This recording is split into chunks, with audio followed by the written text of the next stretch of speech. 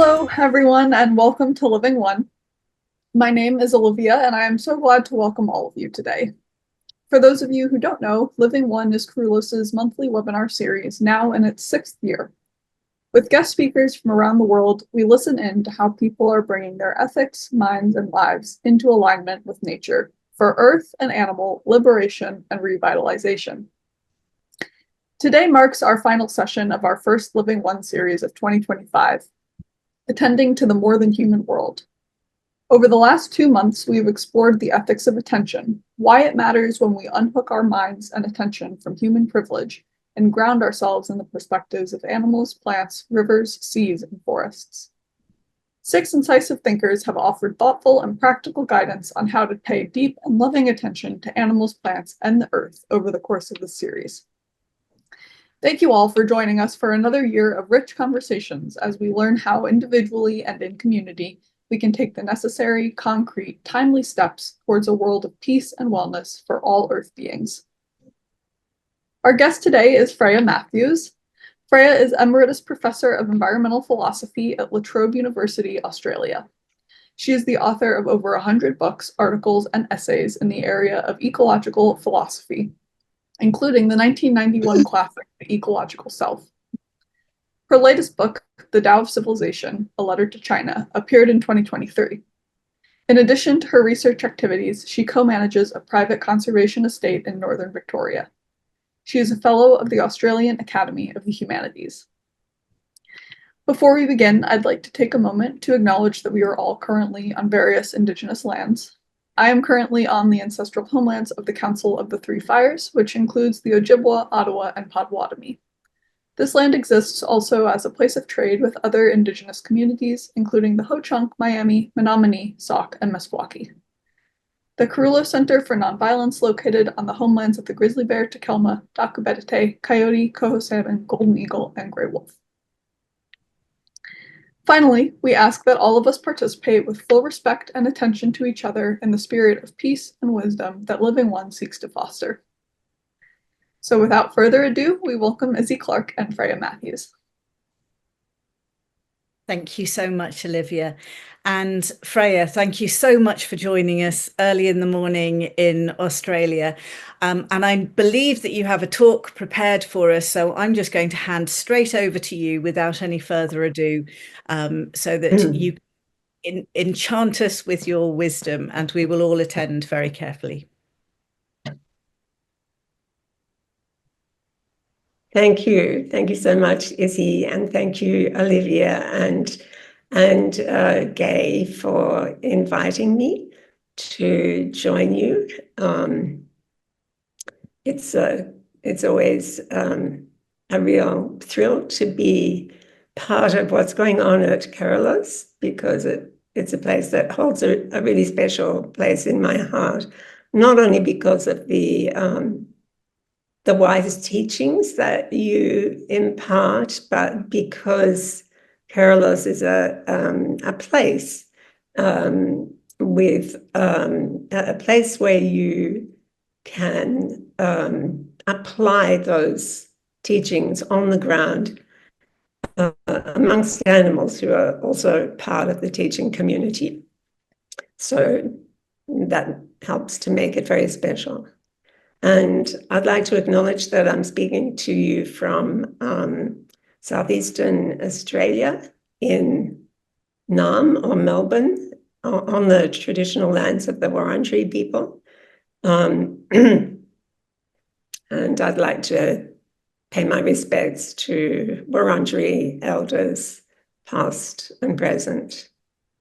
And yes, as Izzy said, I'm going to do a little talk, and then we can go into discussion.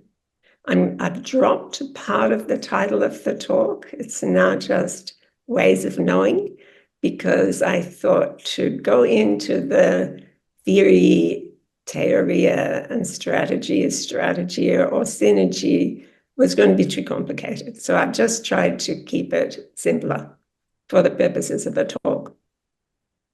I'm also, because I'm a philosopher, I'm going to use the the term epistemology quite a lot, so I hope that's okay. It certainly has much wider currency now than it used to have. And it just means pertaining to knowledge. There's a branch, a very fundamental branch of philosophy called epistemology, and it's the study of knowledge and how we can know things, how we know. So, into the talk, which I'm going to read. And because I'm short-sighted, I have to peer at the screen a bit, so you don't have to watch, just listen. I don't have any visuals apart from what you see now. So it's clear now that many people are currently coming to realize that the reductive materialist view of the world, the view that the West inherited from the scientific revolution of the 17th century and that underpins our modern industrial civilization, is wreaking havoc on the biosphere. It's literally threatening the future of life on Earth. And I don't need to go into all the horrors here because I know that you will be very well versed in them. But that means that many people are trying to construct alternatives to this world, trying to discover different foundations for the way we humans collectively inhabit our Earth. In some ways, it looks as if contemporary science is heading in this alternative direction too.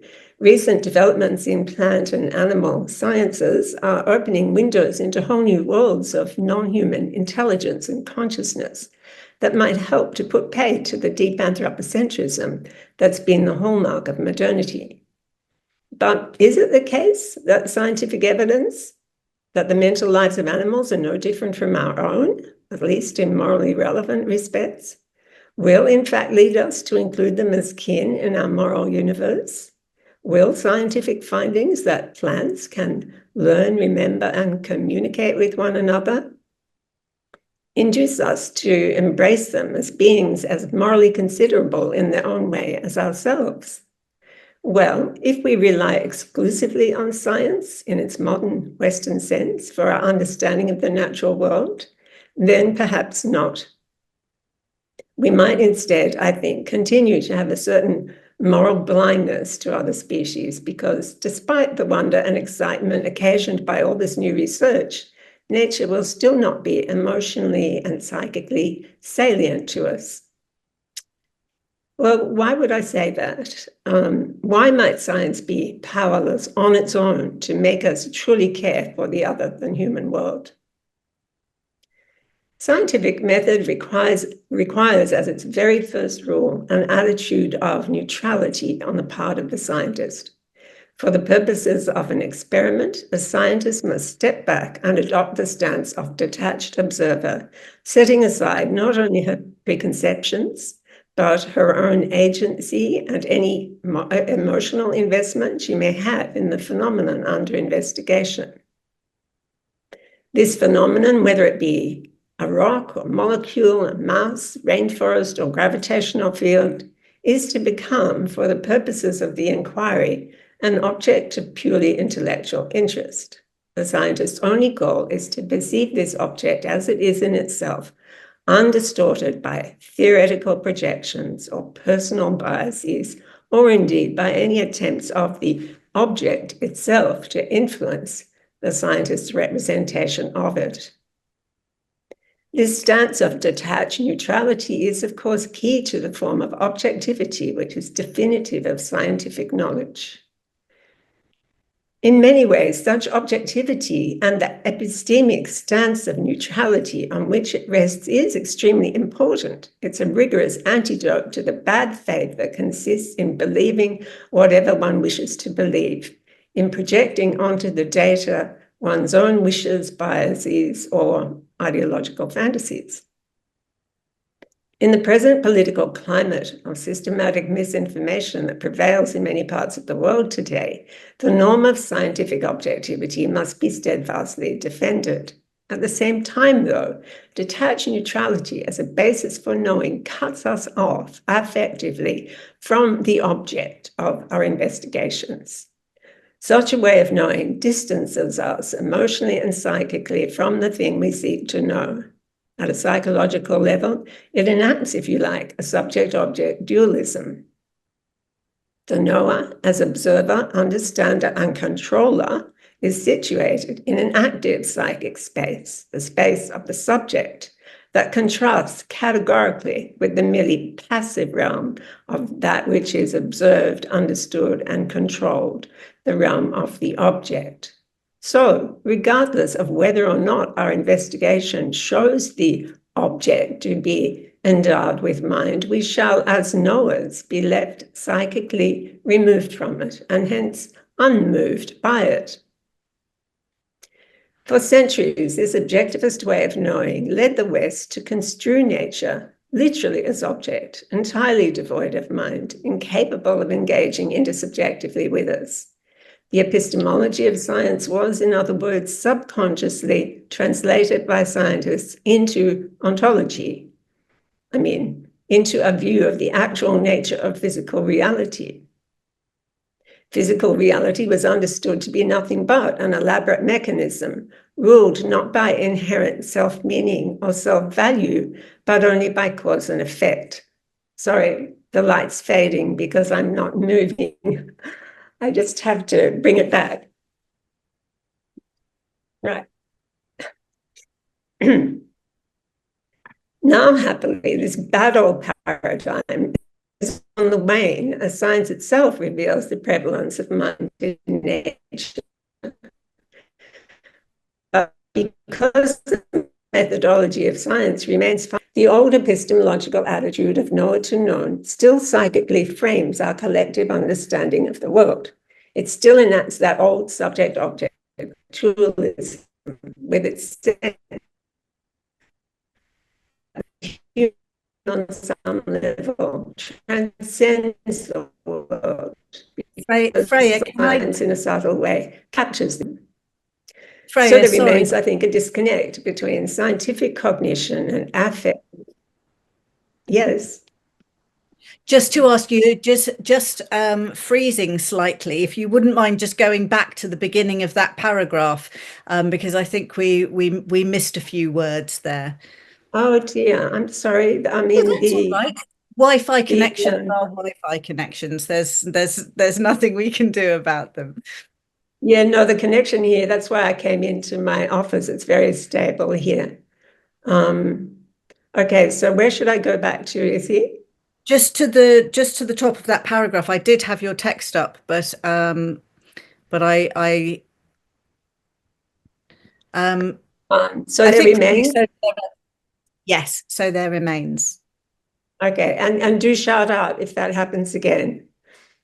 So there remains, I think, a disconnect between scientific cognition and affective engagement, between knowing and caring. And this is evident from the fact that although neuroscientists now agree that animals and humans share essentially the same basic pattern and range of emotional experience due to shared neurological structures, this hasn't made an appreciable difference to the way industrial societies treat animals. The cruel exploitation of animals on an industrial scale remains the norm in agriculture, while populations have been reduced to a tiny fraction of their previous abundance. But to make this point about the disconnect between scientific cognition and caring. Sorry? We're losing you slightly again. So it's sorry. Are we back? We are back again, but so it's to perhaps the cruel exploitation of animals on an industrial scale. It started to judder in and out there. Okay. Apologies.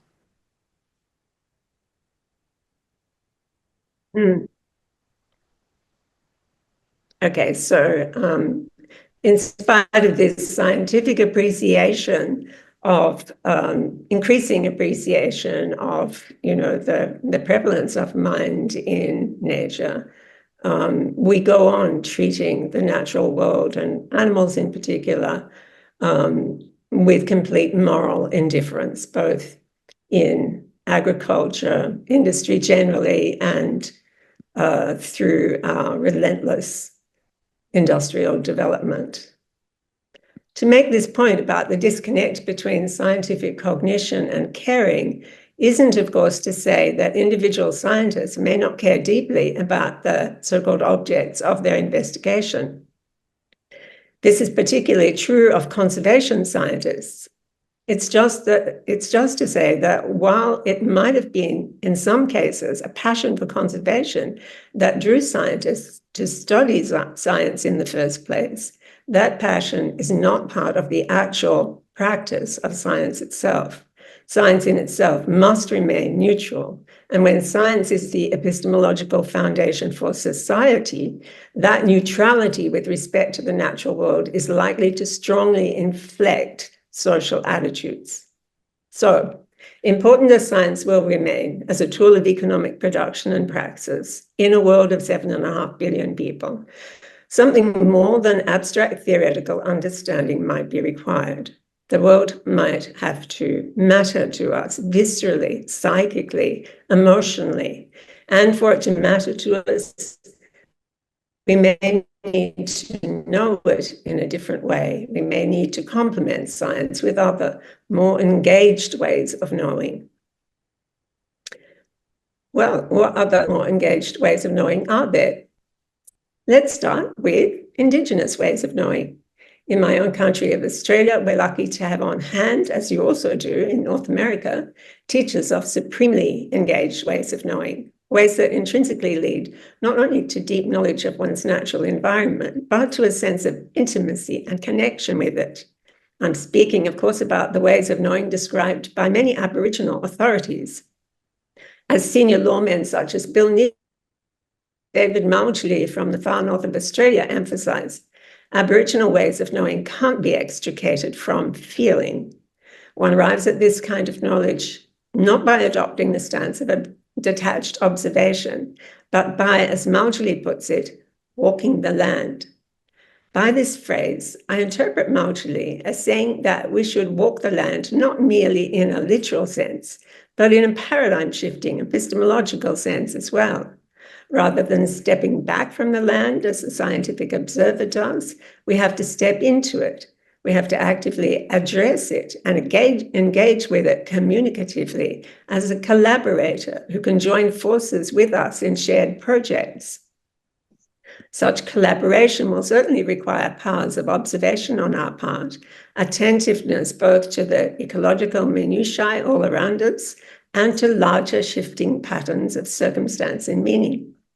And in this sense, it will call for a certain objectivity, but this will not be an objectivity based on neutrality. We'll not bracket out our own ends, but will instead try to bring these ends of ours into congruence with the ends and interests of the land. So to collaborate with land in this way, we'll have to be able to detect its ends and align with its agency. And this presupposes, of course, that the land is full of interests and meanings of its own, that it can, when we're attuned to its modes of communication, impart to us, and in which we can share. Whilst neither Mauchly nor Niji describe exactly what it's like to experience such communicativeness, a hint is provided by Franz Hoogland, associate of another senior lawman, Paddy Rowe, in the Kimberley, in the far northwest of Australia. As Hoogland explains, there's a term for such a faculty of sensitivity to the communicativity of country, lian, spelled L-I-Y-A-N. Lian signifies a visceral way of knowing that is shared not only by people, but by all beings and by land itself. France, in dialogue with Paddy Rowe, explains lian as follows.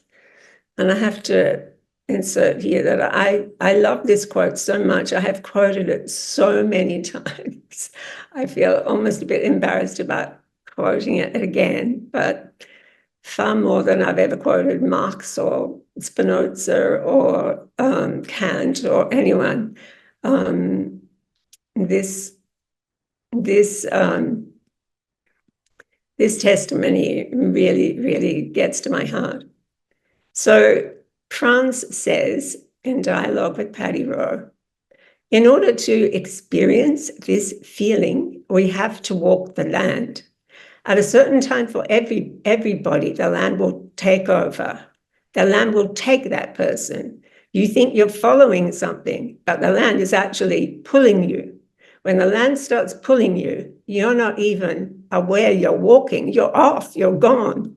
When you experience this, it's like a shift of your reality. You start seeing things you've never seen before. I mean, you're trained one way or other, and you actually look through the upbringing at the land. He's talking here about the conditioning that we receive from our conventional, our socialized worldview.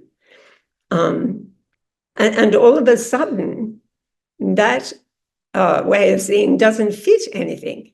Then something comes out of the land, guides you. It can be a tree, a rock, a face in the sand, a bird. Then another thing might grab your attention. And before you know it, there's a path created that is connected to you. It belongs to you. And that is the way you start to communicate with the land, through your path experiences. And that path brings you right back to yourself. You become very aware about yourself. You start to tune finer and finer. Then you become aware that when you're walking the path, it's coming out of you. You're connected to it. When this happens, we get a shift in mind that drops down to a feeling. Then we wake up to feeling, what we call lian here, and we become more alive. We start feeling, we become more sensitive. You start to read the country. Then you wake up and the country starts living for you. Everything is based on that feeling, lian, seeing through that feeling. Well, if I understand Hugland aright here, lian is a faculty of cognitive feeling that allows one to sense the world as subtly opening or closing according to circumstances as one walks the land. This sensitivity is a matter of feeling, not only in as much as it's guided by visceral, intuitive, body-based awareness, but also in a more affective sense. One leans into the openings or, in face of resistance, steps back and adjusts one's behavior simply because it feels right, affectively speaking, to do so. It feels right to find oneself in a groove, to find oneself slipping into a yielding flow of circumstances. In time, one may so develop this faculty of awareness that it starts to inform one's daily dealings. Which direction should one take when walking on country? With whom should one associate on country? How should one comport oneself on country? One's feeling for country may come routinely to guide one's steps, one's choices at an everyday level. To be accompanied by country in this way, to be in such mutually responsive moment-by-moment attunement with it, does not leave one unmoved. On the contrary, it's likely, absolutely, to pierce one's heart, shifting one on one's metaphysical moorings, arranging one's entire hierarchy of allegiances and loyalties. To dwell continuously in such a state of attunement is to match the more general definition of lian as the well-being that radiates from the core of one's being when all one's relationships with country, community, culture, and oneself are in balance. We might understand being in balance in this context as a state of existing and acting in tune with a deep inner ought, a right way, which is not some contingent social convention, but an alignment with the normative axis, the value axis or ethical axis of the very cosmos, what in Aboriginal parlance is referred to as law. capital L, law, L-A-W. Because acting lawfully is not acting out of conscience or duty, but out of visceral feeling, which is both cognitive and affective, law is self-validating and self-enforcing. It's not, as Western law is, a set of rules or conventions imposed on us from without and designed to thwart our will or restrain our inclination. It's rather, once we've developed a feeling for it, something that coincides with our own deepest will.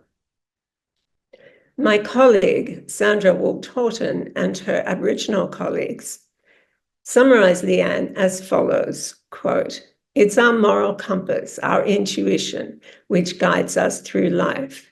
Leanne can teach us to feel and build our own relationships with country. Leanne is our inner spirit, and when it connects with the spirit of country, it heightens our sense of well-being, of balance and harmony. Country has this Leanne too, and it's reciprocal. We all have this capacity. But first, we must have love for country, and then country will have love for us." And just in parentheses here, I'm using country in the special Aboriginal sense, capitalized, and meaning land, when land is experienced via the faculty of Leanne as alive, sentient, and responsive.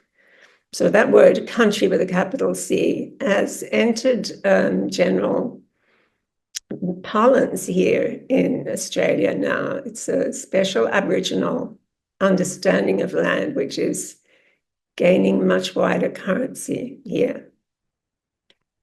Here then is kind of epistemology that doesn't set us outside the environment as a detached observer armed with all kinds of equipment and measuring devices, but pulls us into inner relationship with a living cosmos. If modern civilization could be framed by such an epistemology, then surely its ethical relationship with Earth and indeed with the cosmos would be transformed.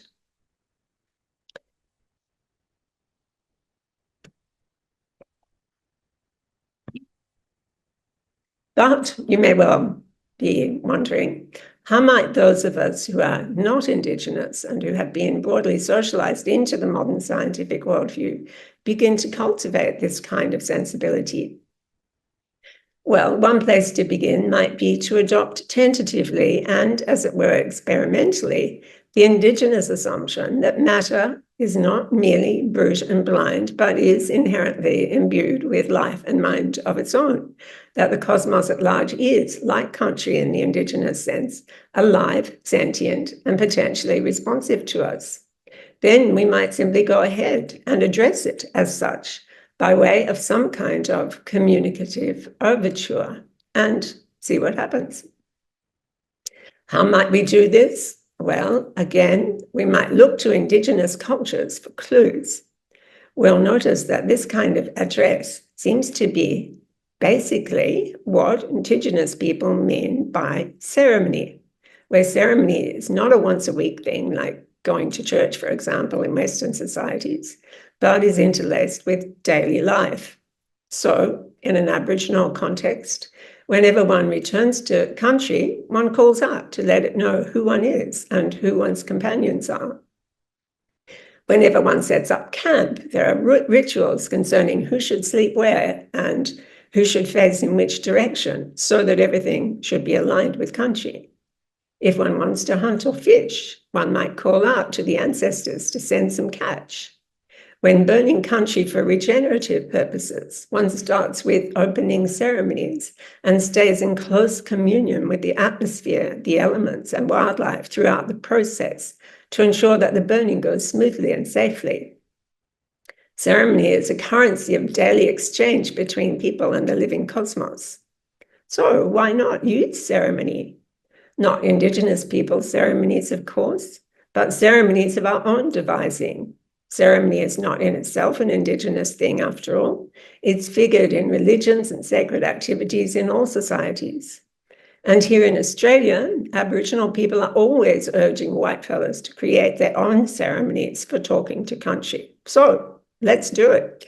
And let's see if a communicative exchange between ourselves and the living cosmos ensues. What might such an exchange look like? How would we know if it had happened?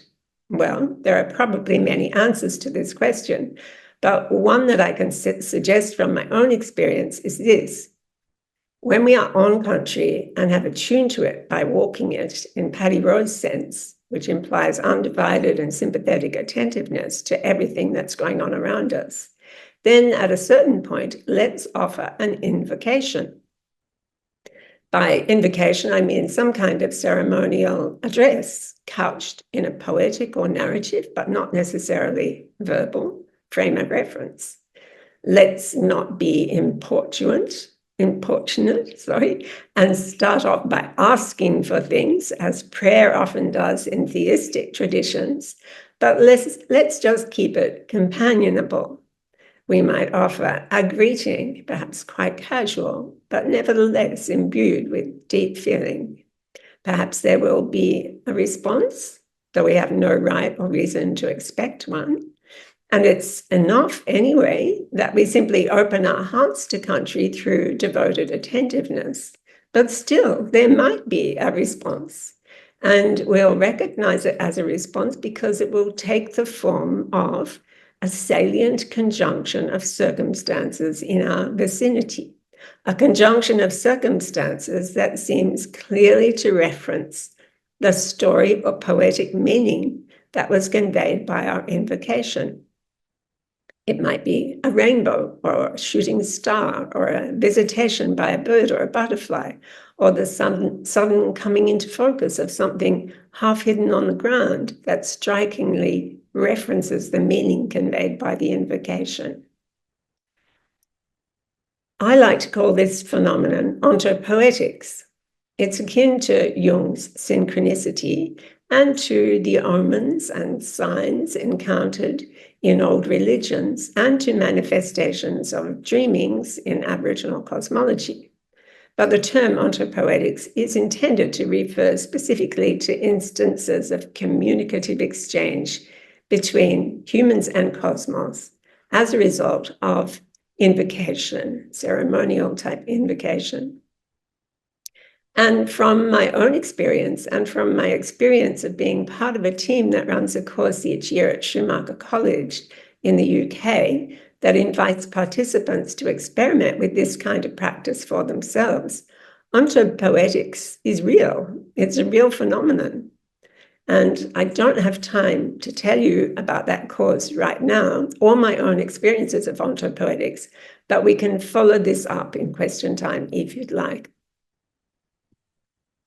Anyway, if we do invoke the world ceremonially in this way, and if the world does respond with a spontaneous conjunction of circumstances clearly referenced to the terms of the invocation, the impact is pretty breathtaking. We're likely to be stunned by the fact that the cosmos really is present. We always thought we were alone, that we didn't register in the cosmic scheme of things, but here is the cosmos no less, noticing us and signaling its presence. There is such intimacy in the revelation, such largesse in the gesture, such unexpectedness. We're likely to be rocked on our metaphysical foundations. This is a different universe to the one we thought we were living in. The revelation opens up entirely new horizons of meaning and purpose for our lives. It might be the beginning of not merely caring about the environment, but of truly being a devotee of the living cosmos, as that cosmos is experienced through the localizing lens of country. But this is just the beginning. What will we do with this devotion in a time when everywhere country is being ignored, insulted, desecrated, trashed, trampled to death? When all the creatures and beings that are the lifeblood of country, informed in everything they do by the pulse of its lian, are diseased, on the run, dying and disappearing. What does this living cosmos want of us? Why does it signal its presence to us? Well, perhaps the answer is that what the living cosmos wants of us is that we should look after it, or at least that we should look after country, its local instantiation, our country, wherever that might be. Perhaps that's why we're here. I think this is the answer that Aboriginal people would give to the question of what the living cosmos wants of us. And I'm confident that it's an answer that can also be articulated in Western philosophical terms as well. Though, of course, I don't have time to detail the relevant arguments here. So, looking after country, finding country of our own and committing to it for the duration is perhaps the next step, or a next step, in this journey of re-inhabiting the cosmos. This is not just because looking after it is clearly what an attitude of devotion will incline us to do. There are many, many ways in which we need to protect our sorely endangered biosphere, and hopefully our newly awakened devotion will lead us to take many of these actions. But insofar as we're also seeking to deepen our ways of knowing, we can do so by walking the land, not merely for the purposes of ceremony, but also for the purposes of becoming initiated into and contributing to its own core business, the business of ecological renewal and restoration. When we actively collaborate with land in this core business, new layers of understanding and intimacy in our relationship with it will open up inexhaustibly. So let's find a place we can commit to long-term as country, and let's start collaborating with country as participants in its ecological script, the script in which it is the main protagonist. This place need not be at a great distance from where we live. If we live in the city, it might be a local waterway or other area of remnant vegetation, but at any rate, a place where there is some scope for hands-on conservation. Or if we have more time or other resources, we might find a place outside the city that we can either look after ourselves or join with others in looking after, a place like Carolus, for example, or a nearby national park, or even a more distant national park, or a property that one might purchase and share with others for the purposes of conservation, such as I've done and have co-managed for many years. In any case, by committing to such a place, by seeking acceptance from it and ministering to it ecologically under its direction over many years, we'll have a chance to become increasingly acquainted with its ecology and the endless patterns of communication that animate that ecology. Gradually, we ourselves will be drawn into those patterns of communication. Eventually, we may come to feel when the land is pushing back against certain of our interventions and when it is receptive to them. And we can be guided in our ministrations by these feelings. As we are drawn into ever deepening relationship with it, we're likely to find the land opening, coming alive for us, disclosing whole new dimensions of presence, communicativity, mystery, and indeed of revelation, just as Franz Hugland said in the beautiful quote that I read out earlier.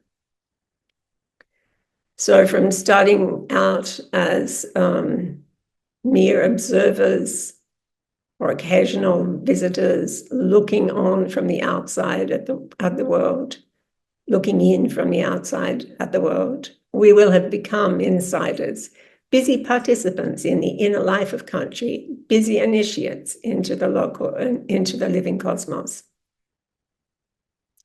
So just to finish, this is still, of course, only a second step in the journey of transforming our ways of knowing. Eventually, we'll, of course, have to align every aspect of our lives, both personally and collectively, with the inner life of the cosmos, with the law of its unfolding that was at the core of Leanne. This is a major journey for civilization as a whole, a journey towards truly re-inhabiting the cosmos and re-indigenizing our societies. But there's nothing to prevent us from starting the journey ourselves. We're devising, like right here and now, we're devising new practices of walking the land, such as I've described here, might be one way to begin. Okay, sorry that took ages. Well, Freya, thank you. It's so rich, and so much of it was so very beautiful as well. I particularly, when you were talking about ontopoetics, the response of the cosmos to an invocation, and you wrote, there's such intimacy in the revelation, such largesse in the gesture, such unexpectedness, we're likely to be rocked on our metaphysical foundations. And that just sort of like rings such a heart bell for me. Thank you. When I was reading through beforehand in preparing some questions, and you gave that wonderful quote from Franz Hugland, and I was thinking, I wonder if Freya has experienced this herself and wanted to ask you. And of course, later on, you go through the process of explaining that this is something that you have done and have experienced. But I wondered if, just for the purposes of, now that we're here together communicating, if you could share what your personal experience, one of your personal experiences of Lien when you have been walking in country. The lights are dimming at a significant moment.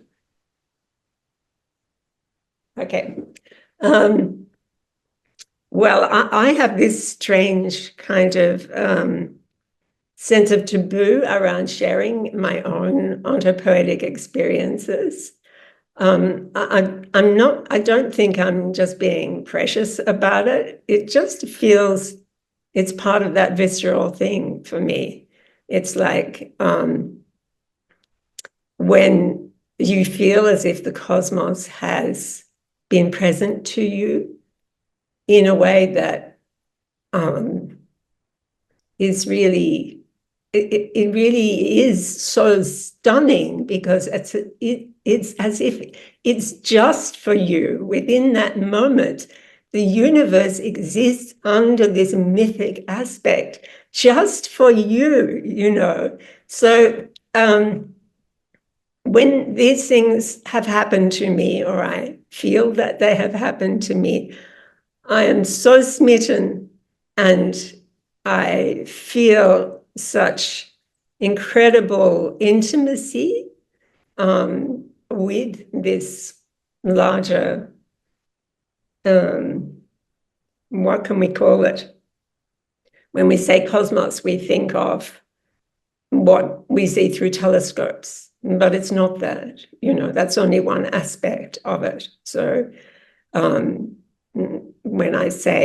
when we feel witnessed by the cosmos, and the cosmos signals to us in that way, I'm referring to this something of which the visual cosmos of outer space and so on is just one manifestation. But anyway, I do feel that it is so intimate that it would be a kind of betrayal to disclose it. It would be like kiss and tell, Yes. So I am loath to do that, although I do have some standard examples that I can trot out when I need to of rich ontopoetic experiences. And one of them is one of my early kind of approaches to this idea that this really was a thing that could go on if one addressed the cosmos in a ceremonial way, was a pilgrimage that I took to the source of my local creek, just a little nondescript local creek that comes down from the Great Dividing Range to the north of Melbourne, down through the suburbs and through the inner city, and then drains into the main water course of Melbourne, the Yarra or Birrarung River. So I live near the Merri Creek, and I had always walked the path along the Merri Creek, but I wondered about the source, which was about 80 kilometres up in the country to the north of the city. And at one point decided to walk to the source of the creek and find it, because it wasn't actually on the map. I mean, sources, I love all this because just talking about it is so resonant of further meanings, like sources of rivers are never on the map because they, of course, are not one thing. They're little trickles within a catchment and little tributaries that come together at some point into a kind of unity. So to find it, it would be a bit of a vision quest. So with two companions, we set out and we just walked for 10 days, and we stayed at people's places along the way. And throughout that walk, I mean, it just turned itself into this sacred pilgrimage with manifestations of holy waters in places where you had no idea that there was an old spa, an old historic spa, and that didn't even function as that anymore. And there was an example, there was along the way, there was a temple, a Buddhist Taoist type temple with an enormous concrete statue of Kuan Yin, the Chinese goddess of mercy, in the grounds. And it was just in an old converted primary school, but it was a temple. And the Kuan Yin at that point was my hearth goddess, and here was this concrete statue of about 10 meters high in the grounds of an old primary school with a Taoist monk there called Dao, who rushed out to talk to us. I mean, that kind of thing just happened and happened and happened. And eventually we came to what we were clearly given to understand was the source. And it was this glittering,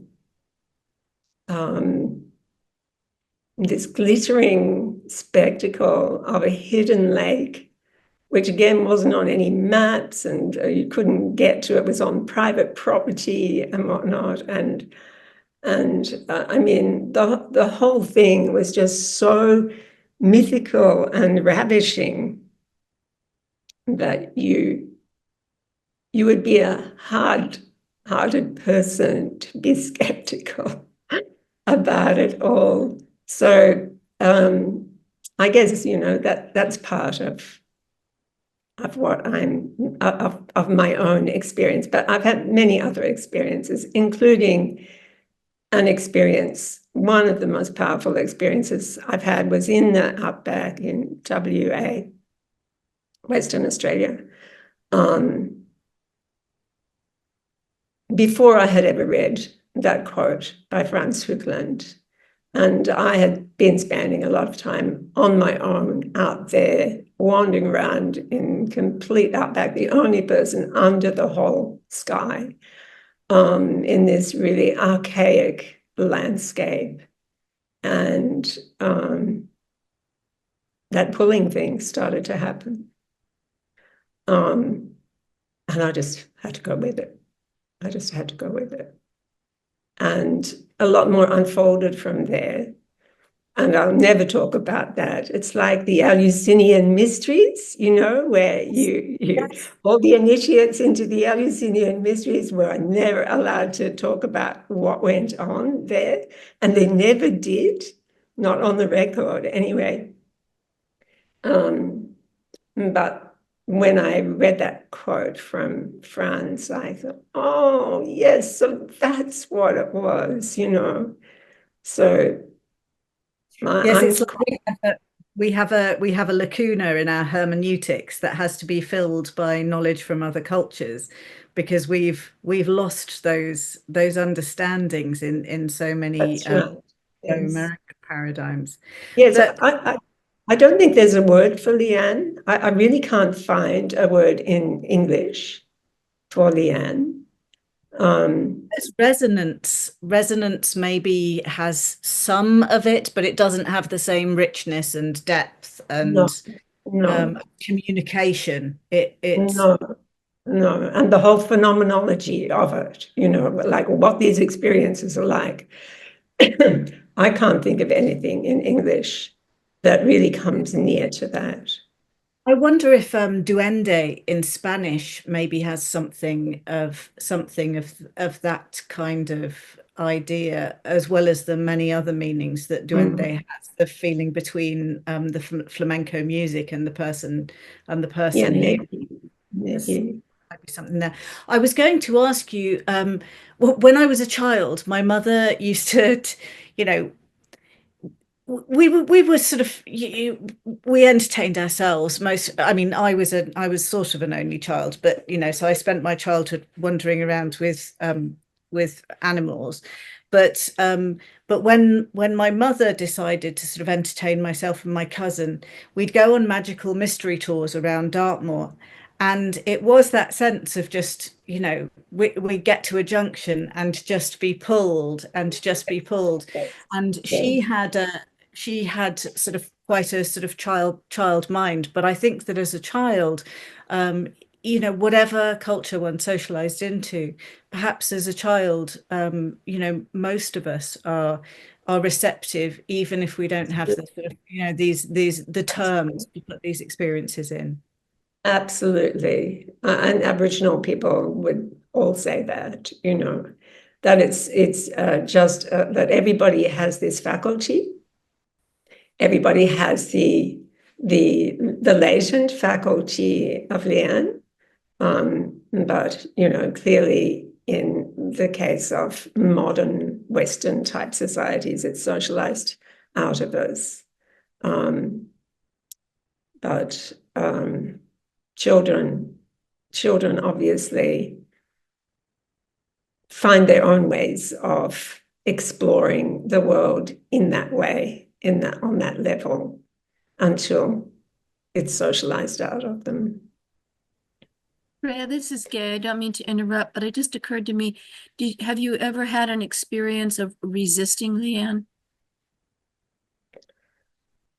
I think my whole life is an experience of resisting Leanne. Gay, in the sense that I have not found the right form for the kind of intuitive psychology that I have, and the intuitive interest in pursuing this kind of feeling for reality, and so I ended up taking the path of philosophy. But of course, that's an academic path, and that comes with all kinds of structures, very rigid structures that are overlaid on one's consciousness, one's cognition. And it's a struggle to try to keep that inner Leanne type consciousness alive within those epistemic structures that are the received ways of knowing in our culture. So, yeah, I think it's been a lifelong struggle to reconcile them and try, or not even reconcile them, but just try to keep connected with that inner source while operating within a very externalized paradigm, you know. And I think many people are experiencing that in their own ways, you know. I found that as I got older and started, apologies Ralph, who I think is the only man here, approaching sort of like perimenopausal and menopausal time, something was sort of changing in me, and the resistance to what I might like to describe as perhaps the mythic or the sort of symbolic seemed to sort of wear away. It was almost as if the world became imbued with a new layer of iridescence that I had missed since childhood. And I don't know whether that was just a process that I was going through in my life, but it would be I wonder whether this sort of like process of, you know, the mother has all these things to do, the maiden and the crone, maybe in the stage of life where those kind of connections are perhaps more pertinent. I don't know if you have any on that. Well, I mean, I think it just stands to reason, doesn't it? When you're in the mother phase, you have to function within the structure that you've been placed in. You just have to, whatever it is, because you know you have to make your way in the world, especially in this world, because you've got no kinship structure or anything to hold you up if you can't make your way, like you're in the gutter if you can't make your way within these externalized structures that are the structure of our society in the modern world. So you have to adapt. But as you say, Izzy, you know, like prior to that, you have that early freedom. Yeah. For a while, not very long. Maybe till 10, 8, something like that. And then the pressures of teenhood, you know, come to bear. And then, you know, as you say, you know, after menopause, you're granted some freedom again, although we're all subject to these enormous pressures, I think, to achieve some kind of externalized identity in the world, which is perhaps not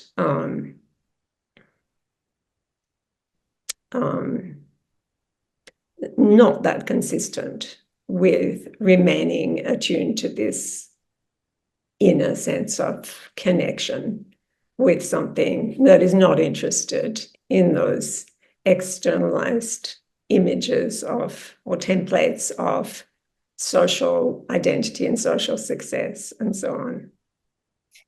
It is interesting, and Ralph immediately commented, yes, why indeed is he the only man in attendance here? And I wonder if there is something about, I don't know, about whether these ideas are more attractive to women. And I'm reading Tyson Yunkaporta's Sand Talk at the moment, and just come into the section where he's talking about men and women, where he's talking about gender. And I was literally just reading it just before I turned up, so I haven't, you know, analysed it very carefully. But I'm sure he said that in the Aboriginal tradition, men's men are valued for being emotional, for being sensitive, for being, sort of for being connected. And women are also very much valued for being strong and decisive. And, so there isn't the sort of way that that our cultural ideas of gender might make these ideas of connection more attractive to women in a Western environment. I don't know if you've had the same experience on the Living Waters course. No, not really. I mean, I don't know what the breakdown would be on Living Waters, but we certainly have a good mix of genders in the course. And it's interesting with Aboriginal society because the division of the genders is very strict. There's men's business and there's women's business, and they are really, really separate. But the whole society is really animated and guided by this Leanne type sensibility, this Leanne type relationship and attachment to country. So it's the society takes its instructions from this sense of connectedness. So the gender roles are organized around that. But there's still clear-cut gender roles, but it's not like the women are in the home and the men are out in the public sphere. It's not like that at all. It's like there are certain kinds of work that men do and certain kinds of work that women do, and there are rules around elderhood, and there are laws that small L laws, that we would find illiberal, where like young women are forced into marriages with old men and so on, or have to marry old men. But things kind of like the distribution of power at any given moment between the genders might look asymmetrical, but at another moment you'll see that the roles have shifted. So the young woman is forced into marrying some old guy, but then he dies, and then she becomes like mother-in-law to younger people, and she can marry whomever she likes then. And as mother-in-law within the kinship system, she has a lot of power over certain members of her family. So that's asymmetrical too, but it's a distribution of asymmetries across the society. That means that the net effect is that, there are times when women are in the ascendant and times when men are in the ascendant. It's not like a flat equality, like we try to do equality where women and men do everything the same, are equally entitled to everything.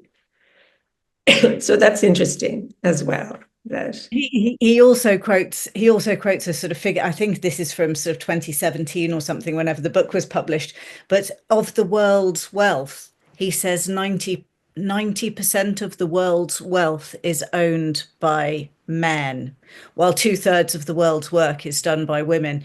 So whatever we're certainly and considering that much of the world's wealth is held by Western nations, we certainly aren't doing great on any form of real equality. no. According to those statistics.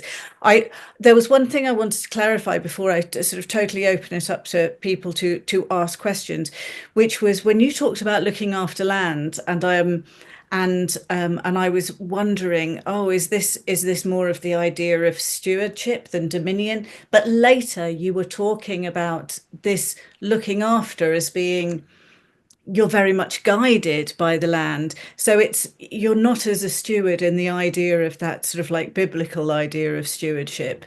It sounds as if the person is enacting what the requirement or what the connotativity of the land demands or desires, rather than sort of looking after in some kind of sort of like a sort of patriarchal way or something. Yes. Well, that's the goal. I mean, one starts. I suppose that the best model for conservation within this framework of, an alternative way of relating to country, within a country type framework, would be rewilding, where you step right back, but you do make certain minor interventions to replace missing species, for example, missing keystone species such as top predators or important ecosystem engineers. You replace some of the elements of the functionality of that land that have been destroyed or removed. And then you step back, and with that minimum of functionality that you've restored, you've restored the agents, the non-human agents, to the landscape. And then those agents can do the work of recovery themselves. Like, you don't need to do it. You're not the manager. From that point on, when the land has the suite of ecological agents that it needs to maintain and restore itself, then that it takes over. So that would be the kind of ideal model of conservation, without that implying that, in earlier days, humans themselves were not part of that suite of co-agents that looked after country amongst themselves as in the process of their very livelihood. But I'm not at that point, and never will be at that point, where the land that I'm trying to look after or enable it to look after itself is land that I could be materially sustained by myself. Like, that's light years away. So the best that I can envisage as a model of this private kind of conservation is the rewilding one, but to remain present within that landscape as a kind of interlocutor with the land, to see what's going on, to see if more reintroductions are needed,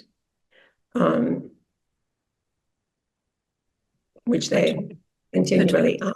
Yeah. Patricia points out that beavers are a great example of rewilding agents.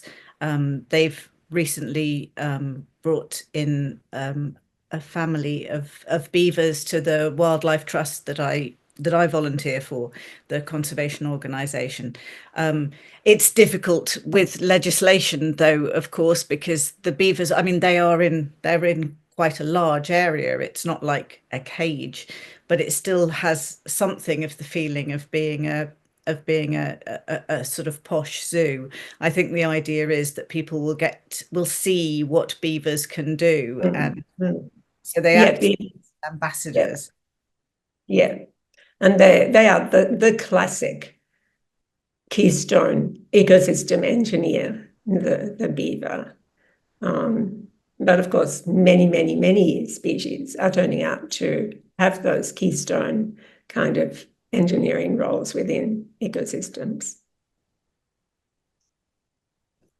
I encourage you and our audience to raise your hand or write into the chat if you have a question that you'd like to put to Freya.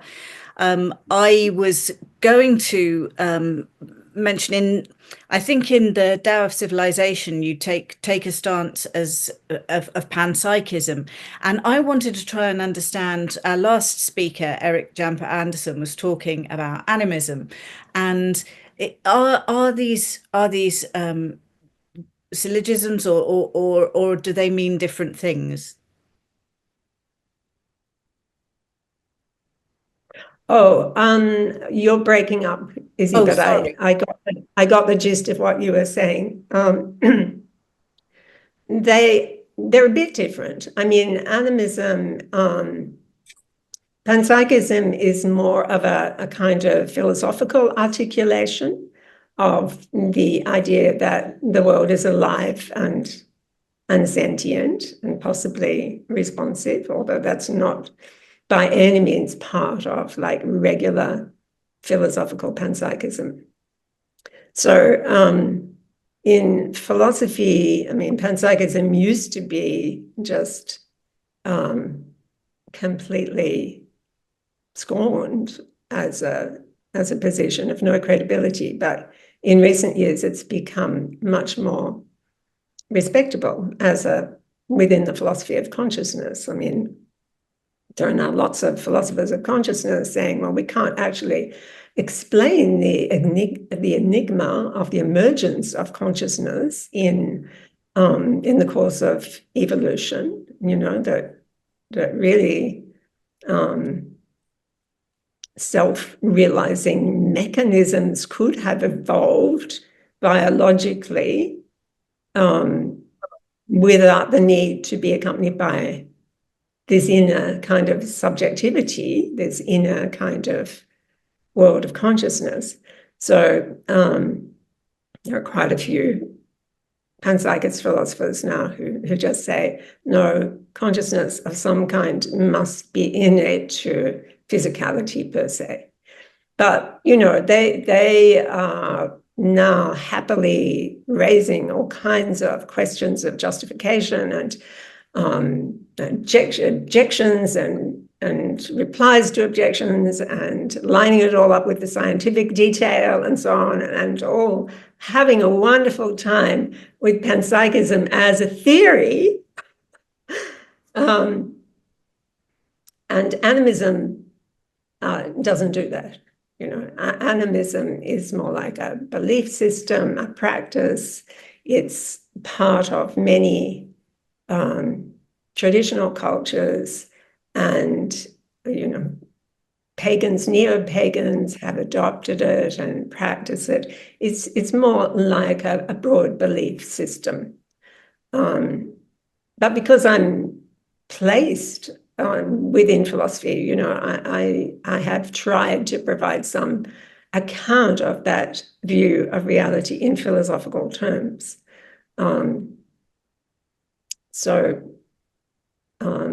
And I've been inspired in my life by the work of the 17th century philosopher Spinoza. I love and adore Spinoza, and I don't really need to carve up the idea of panpsychism into all these analytical details. It's enough for me that there is a kind of rationale that you can provide. And that really, the only reason I feel that is important and worth trying to do is that it then gives people permission to experiment with that understanding, with that metaphysic, and see whether it makes a difference to their life, see whether they can have experiences by trying out this panpsychist type perspective that wouldn't be available to them if they stayed within the scientific paradigm. To have a rationale for that metaphysical perspective provides permission to people raised within that scientific paradigm to experiment in that way. I don't think that the arguments for panpsychism, of course, in any way prove panpsychism to be true. any more than the experiences that people might have of like ontopoetic experiences. You can't then say to other people, well, I had this experience, you know, and that proves that the cosmos responded to me. That's not why you're looking, why you're experimenting with this. It's like, well, I'll try it out and see how that makes me feel, you know, and then that's not proof for anyone else. Other people, like I can convey my experiences to you as an invitation for you to then try out these practices. My experiences are not like evidence or proof or anything that this is true. This is a first-person approach to metaphysics. So, and I love the way you've expressed this as an invitation. I thank you. That was very helpful. I see that Cecilia has her hand raised, and there's also a question in the chat. But Cecilia first, and then Katerina. Okay. I've had a lot of these experiences and communicated them to other people when I'm guided to do so. For instance, if the experiences happen with trees, the spirit of the trees will let me know when and where and how and all that. But the issue that I'm sort of chronically troubled by is the anguish that I feel about the abuse of animals and the land and all that, and the ignorance. And I have had experiences when I've been grieving of a deep connection with the land and or trees, and just feeling the incredible love there is for us, you know, for me, and that the suffering is held within that. But I guess that sort of chronic anguish, very prone to that sense, is probably something that should be stimulating me to go into ceremonial communication more often. And I really appreciate that you said that and be silent, because in this culture, people always talking out loud and stuff, and I don't like that. That, you know, throws things off for me. But yeah, I guess I need to be in that more intimate communication more often to deal with it, and then it can probably guide me into certain actions that would be satisfying that I haven't done yet. But do you have that experience of the anguish and then what to do? absolutely, Cecilia. Absolutely. These are supremely anguishing times, and especially for those of us who feel a sense of connection to, you know, our earth. I mean, how could we not be desolated by what's happening? So I think, you know, once you've had such experiences and really felt that connection and really felt the presence of, you know, I hate to use this word cosmos because it sounds so pretentious, but this wider reality, and you've become a devotee, it becomes the focus of your life. And you can nourish yourself by continually renewing that connection. But as a devotee, you know, then you are driven out into the world to do whatever you can with the resources that you have and the sphere of influence that you have, however small or large that might be, to fight back against these terrible forces of destruction, blind and wanton destruction. So I think you can't be smitten in this way without feeling the anguish. I mean, Aldo Leopold, like the ecologist way back in the mid-20th century, who wrote some of the first environmental philosophy, he put it beautifully way back then when he said, to have an ecological consciousness is to walk alone in a world of wounds. And we're not walking alone now because, the devastation is so vast that most people can see it and some people feel it. But we're walking in a world of wounds, and we anguish at that and at our own powerlessness. So relative powerlessness. But I was just talking with my dear friend yesterday about this, and he was just like pouring out this anguish because of, particularly now we've had the escalating environment earth crisis going on for decades, but now it's like it's just hit this point of phase transition or something, of acceleration just in the last couple of months with Team Trump turning the world upside down.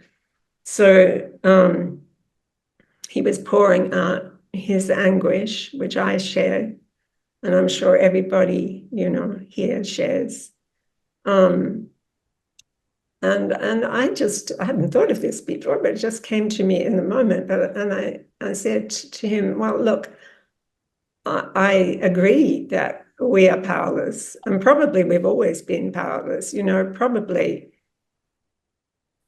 people like us thought we had a voice, but really it was just those in power gave us permission to speak, and maybe they're about to take away that permission or just overturn the kind of potential for any kind of impact of what we might have to say. But I think it's still important to do the work, because if the cosmos really is a living cosmos, then that's what we're here to do. We're here to do that work. That's part of its purpose. Its self-realization is its purpose. Its self-increase is its purpose. Once we become aligned with its law, its capital L, AW, as our own axis, then we're here to serve the cosmos.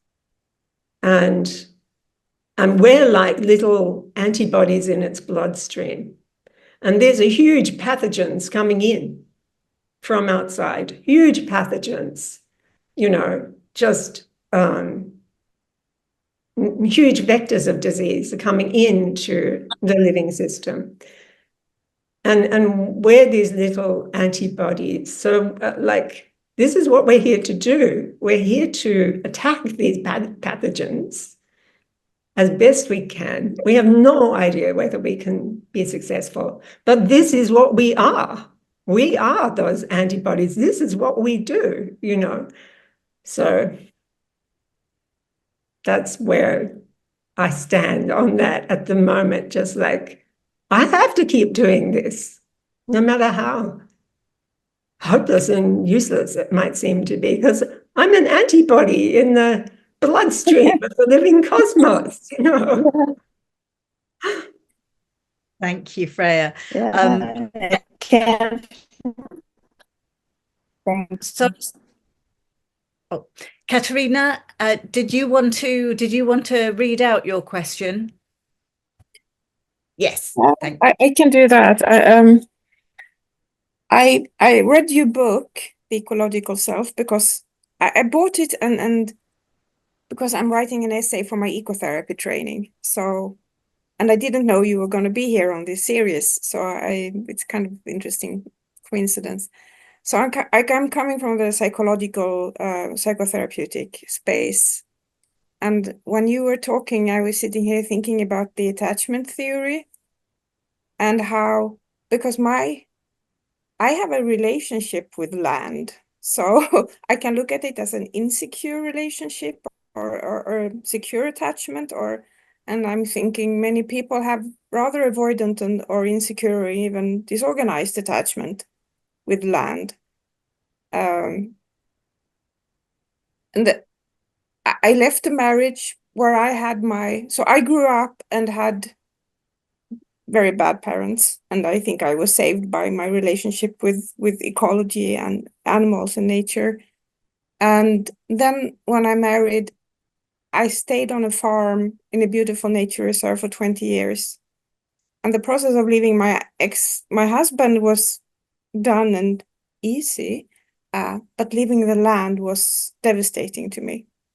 I really had to leave a relationship I didn't want to. It was not a wanted breakup.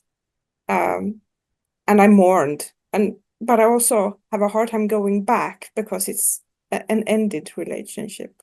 Even though I can it's different now. Yeah. So for me, it's very much alive what you speak about places being beings or somehow. I don't really know. I'm still looking for words, and I'm forming my ideas about all of this. So I'm just sharing it and being curious about what awakes in you when you hear it. I live in Sweden, so I'm very far away from Australia and even from indigenous cultures in America. So it's not really a question. I'm just curious about what you think when you listen to all of this rambling from me.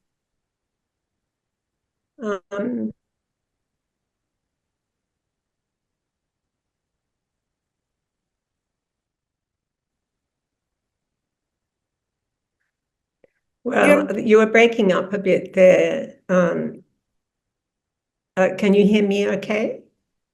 I hear you now. Did I go away? Yeah, I didn't hear everything, but I heard enough, and I really relate to your point about attachment to land. And I did write a chapter on that. It's ages ago. It's like 20 years ago in a book called Re-Inhabiting Reality.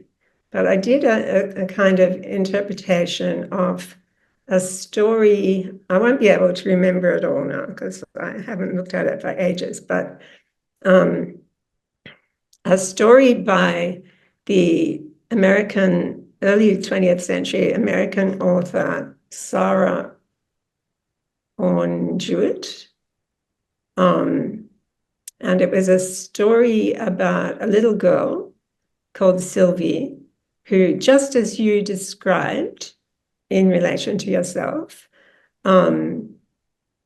was growing up neglected in an urban family. And because she was ailing, probably not even going to survive, she was taken by a relative, an aunt, to live on a farm. Sarah Orne Jewett lived in Maine, in northern US. So it's very forested area, if my memory serves me. And this little girl, Sylvie, came to life in just the way that you describe of yourself. She came to life in this very natural, rich natural environment with I think it was the grandmother, actually. The grandmother, she had to milk the cow and she ate food from the farm and she was free to just wander in the woods by herself, and she got to know everything, all the birds and where everything was, and she found her little treasures and things. She blossomed back into life. it's a wonderful story.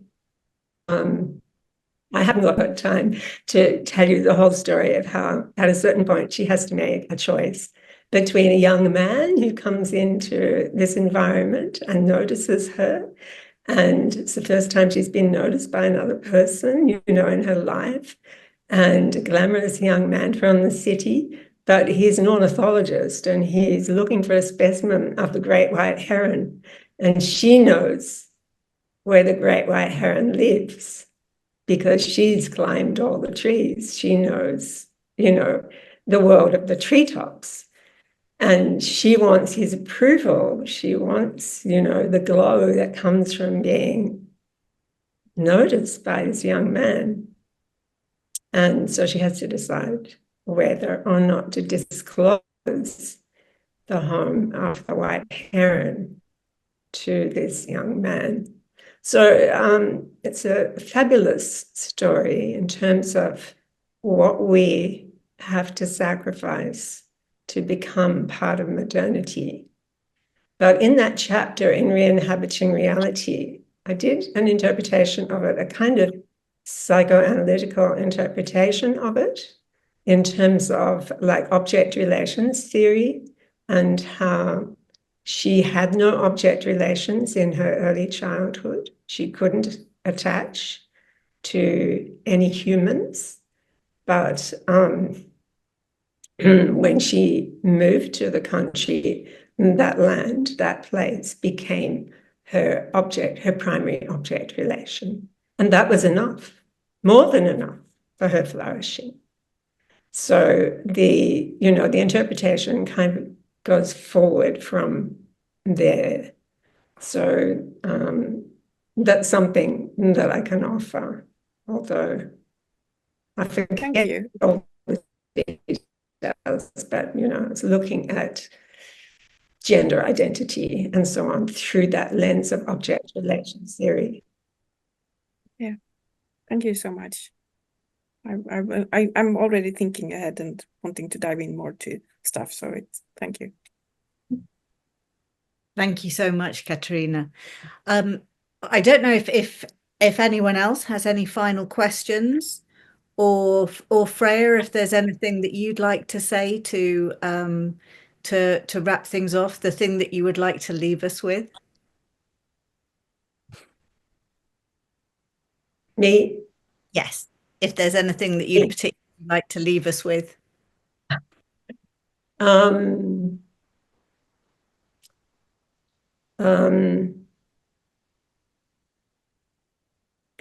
No, sorry. I've put you on the spot. Nothing that I can think of on the spot to round it off. So sorry, I'll just leave it there. I have a couple small questions.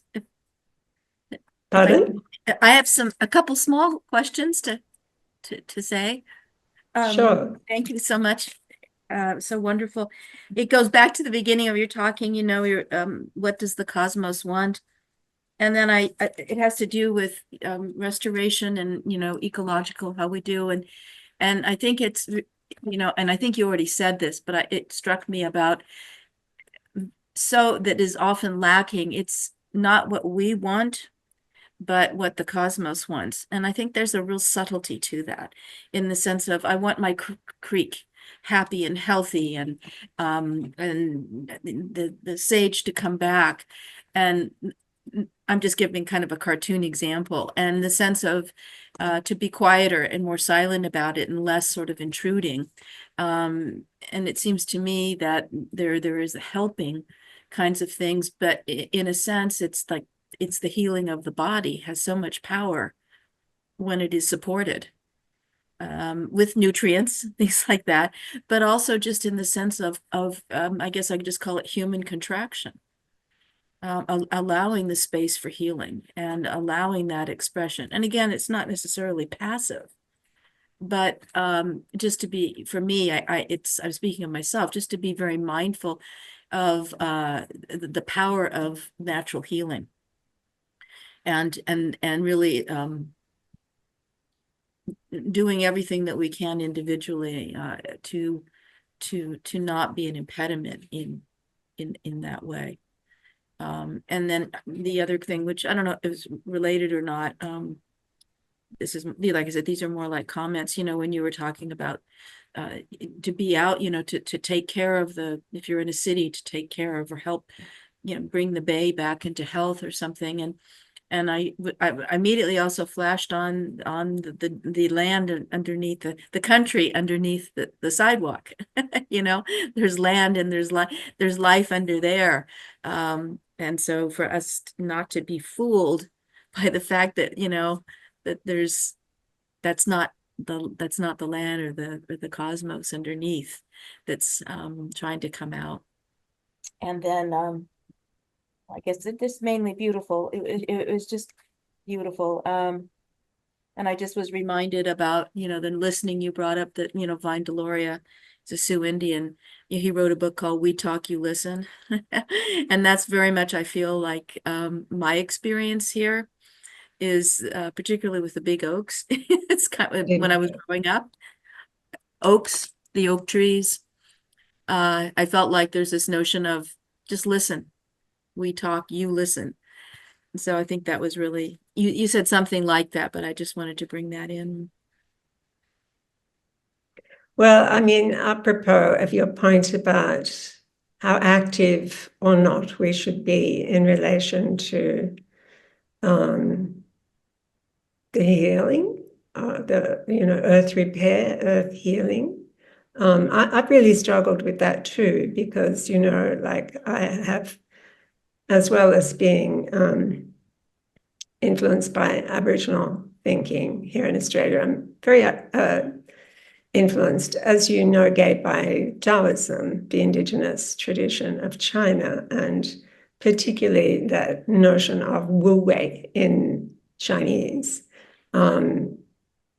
which is non-action, or like taking a path of least resistance, allowing spontaneity to guide us rather than intentional action. So I've tried to understand conservation through that lens. Mm-hmm. And for a while, I was very stepped back about it, like, let's just affirm the given wherever we are, which is kind of like your stepping back, not getting in the way. Just affirm the giving, affirm the given, whether we find ourselves in the middle of a city or, out in degraded farmlands or wherever, and allow the processes of regeneration to begin anew. So I sat with that for a while, but then I wasn't really happy with that. And I needed to find a paradigm for repair, helping the earth to repair itself without managing it and taking control of the process, as most conventional conservation does, scientifically driven conservation does. But to find the balance between taking control and just standing back and letting die. Right. I think that rewilding strikes a good balance. And it's like it's comparable to the natural healing paradigm, where you leave healing largely to your immune system, like to your own body's resources. But you might need to boost your immune system. If you've got like a nutritional deficiency, your immune system can't do it, and you can. So you have to take action to boost your own immune system, your own power of self-regeneration, if it's been so depleted. And I feel that rewilding is like that. And I feel that is my current stance on conservation. But I need to take action to re-empower, to repair the system, to look after itself, because damage has been done that didn't come out of the logic of that system, you know. It's like a meteorite fell on the earth and obliterated everything. Well, it just might not recover. Yeah. Unless it can get some help. I think, you know, where I'm at is, I agree with you entirely. I just feel that there's, maybe I'm wrong, that there's not enough emphasis on pulling back. That doesn't mean the repair work and the assistance work and the support work is done, but pulling back from doing the things that are causing the damage anyhow. And I'm not just talking about fossil fuels. I'm talking about people building houses. And you know, to call it the consumption of, Me too. or just in simple things, you know, walking across the field, and instead of going in a straight line, and there's deer and turkeys, you move around. Yeah. You know, that's kind of the thing I just feel like, and maybe, like I said, maybe I'm wrong. I just don't, I feel that in very subtle ways, there's still this kind of, we're in control and I'm going to make you better, you know, and we know, you know, we listen to the cosmos, but we're still going to walk straight up in the hill. Yeah. I mean, we're still going to mountain bike. I mean, this goes me, you know, mountain biking or that kind of stuff is so intrusive, and people think it's fine. People think it's even fine walking and hiking. And to me, just the way you describe is so beautiful. You know, you don't hike. Charlie Russell talked about that. He couldn't stand hikers in the sense of, I've got a mission, I'm going to, you know, go up the mountain. And for him, you know, if you call it in Buddhist terms, he would say he was aimless. You know, he'd go there and he'd just kind of make his way. So that was it. But yeah, what you were talking about was so beautiful. But I'm completely sympathetic to that. And as I say, I've really wrestled with that myself, the idea of the heroic conservationist, you know, or all the other heroes who are saving the world in one way or another, are perpetuating the same dominance paradigm. But yeah, as I say, I have tried to find a balance between those two extremes. Thank you. Thank you so much. I'll just as much for you, Freya, as to anyone else who hasn't seen in the chat. Catherine says how enriching this is, and says she loves that idea of being pulled by country. And Catherine was privileged to spend a few months in 1995 living with her young daughters next to France under a tree Paddy chose for our safekeeping.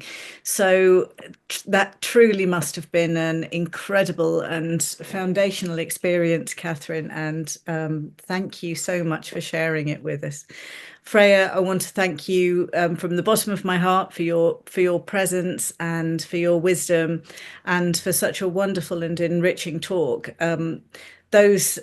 I'm so glad that I have your text, because those words about ontopoetics and Leanne will live with me for a long time, and I might find myself using that quote as well repeatedly. So I just wanted to thank you from all of us at Kerelos for your time and generosity this morning or this evening or this afternoon, whatever it is for everyone. Thank you. Thank you. Thank you, Izzy, and thank you, everyone. And thanks for the wonderful conversation and sharing. And I'll hand back now to Olivia, who will do the honours for the end of our webinar today. Thank you. And thank you, Freya. Yeah, that was amazing. So inspiring. Thank you so much. And everybody here for sharing your time with us this morning, afternoon, evening, as Izzy said, wherever you are. I have just a little bit of information to give you all before we close. This is our last session of this series of Living One. So our next speaker will not be joining us until early May, but we do have that series all lined up. So keep your eyes peeled for that. For those of you who are enrolled in the course component for this particular series, we will have our final gathering 1 week from today, back at our usual time of 10 a.m. Pacific time. For anyone here who is not yet enrolled but would like to join us next week, you're still welcome to enroll and join us. There's plenty of room available, so you can do that on our website, or if you have any trouble with this, contact us at contact@carulos.org and we can be sure to sign you up. Also, registration is open for our next Living One series, Encounters with the Unseen, which begins in early May. Encounters with the Unseen will build very nicely on everything that we explored in this series. It will delve into the critical, ethical, and ontological dimensions emerging from non-duality and our existence in a world of persons, only some of whom are human. And we're very excited to offer another companion course, just like we did with this one, to go along with our next Living One series. And again, like exactly as we structured this one, course enrollment will include 3 additional gatherings, as well as curated materials from each of our speakers designed to facilitate further engagement with the topics covered in the webinars. If you enjoyed this series and all of its webinars and would like to engage more deeply moving forward, we do encourage you to enroll. We'd love to get to know you all a little bit better and more fully. So you can learn more and register for that, again, on our website, or if you have any issues, contact us, which you can also do through the website. But thank you all. Thank you for listening and for staying all this time with us this afternoon. It's been wonderful to be here with all of you, and for joining us through this entire series. It's been really so inspiring, and everyone's shared so much wisdom, and it's great to know all of you and be here with everyone. So thank you, everybody. You can continue to join us for Vital Breath on Wednesdays at 12 p.m. if you'd like to keep gathering in the meantime, but we'll see you again in May. Keep in touch.